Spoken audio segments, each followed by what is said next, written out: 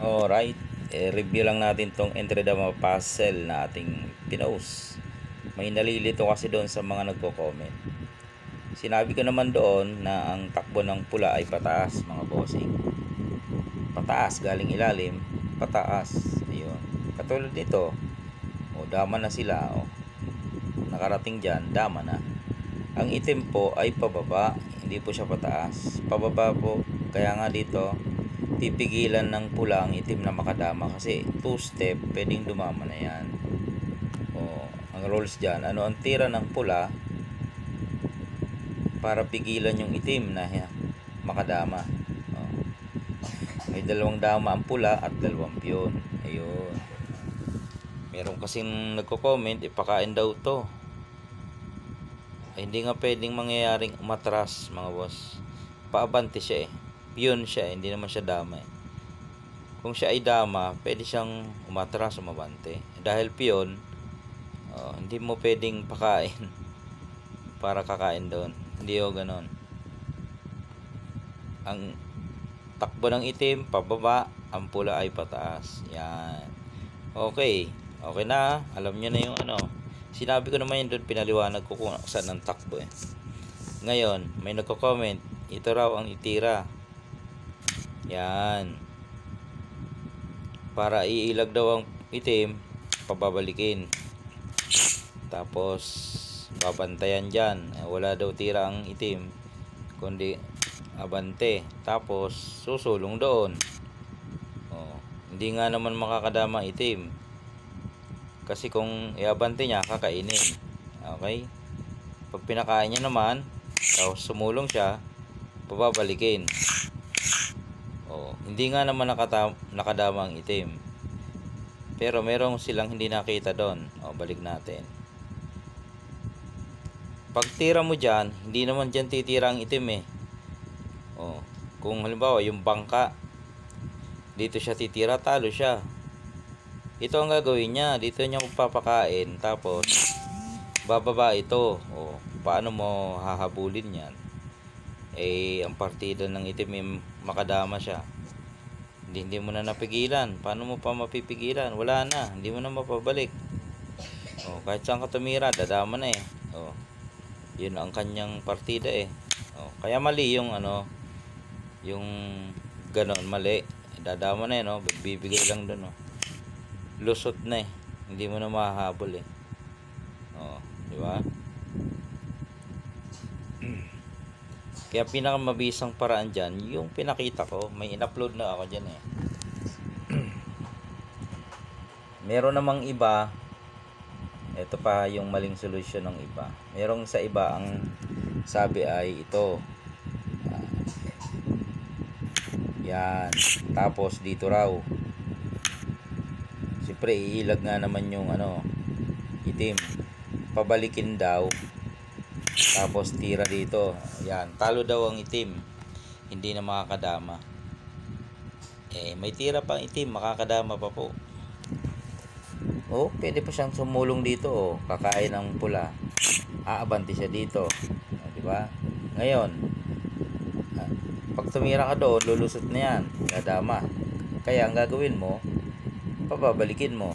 Tapos saka ka magpapadama. Kaso nga lang, hindi mo na nga ako aabutan. Saan ka dadama na doon? Dito siya halimbawa. Paano mo siya hahabulin? Pag dito ka, na doon na siya. Pag dito ka, dito siya. Paano mo hahabulin? Nakadama. Kaya mali yung solution na yun, mga boss. Maganda lang tingnan kasi walang tira. Tingnan nyo. Tapos tumira doon. Umilag, pinabalik. Mukha siyang walang tira ang itim. Mukha lang pero ayan susulong nga doon tapos abante. Babalikin mo. Hindi mo na aabutan kahit saan. Paano mo habulin yan? Yun na. Tama na. Kaya pinakamabisa dyan na solusyon ay yung pinakita ko, mga boss. Pakita natin. Para hindi makadama ang itim, hindi siya makadama, 2-step. Pakain mo tong isang dama, kain siya balik. Ipakain mo yung yun. Yan. Tapos, tatiming ka dito. Yun ang paraan. Hindi siya pwedeng bumaba, kakainin, di ba? Dito siya. Timing ka lang. Ito ha. Ito ang timing ha. Huwag ito. Mamaya yan. Dito ka muna. Bakit? Anong purpose? Pag tumira kasi yan, pababalikin mo, kukunin mo ang gitna. Ayun o. Di ba? Hindi siya makakatawid. Hindi makakadama. Okay, balik natin. So, kaya tayo tumira doon, may purpose. Pag tumira dyan. Hindi siya titira dyan. Ito ang titira niya. Pwedeng ito, pwedeng ito. Halimbawa dito siya. Anong gagawin natin? Timing ka lang dito. Timing. Diba? Hindi ulit siya makatira doon kasi papakain mo ito, kukunin mo ang gitna. Diba? Kaya mangyari dito o kaya dito. Halimbawa dito siya. Dito na. Wala nang kawalayan. Tumira dyan, mabante, abante ka lang din. Okay? Paano kung hindi dito? Dito siya. Ganito naman. Pag dyan naman, dito ka. Yan. Aalisin niya yan. Malamang, kakainin nito. Pwede ba siya sumabay? Pwede kung gusto niya eh. Pikainin mo. Wala din. No, useless. So, ilag siya. Pag ilag niya, ilag ka rin. Wala siyang choice kundi sumingit. Pag singit niya, pwede mo nang pabayaan, kunin mo ang gitna. Panalo ka na, hindi na makakadama.